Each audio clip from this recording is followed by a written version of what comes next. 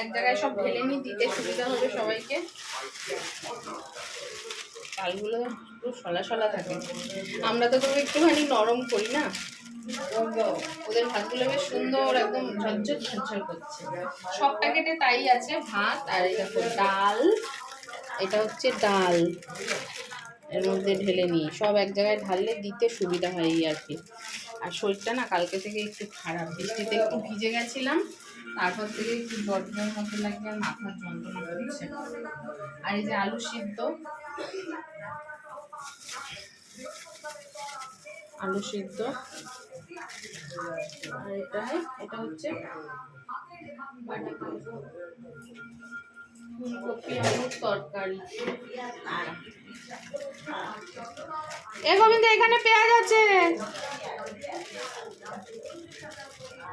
দেখো ফুলকপি আলুর তরকারি, যে কালারটা কি সুন্দর হয়েছে।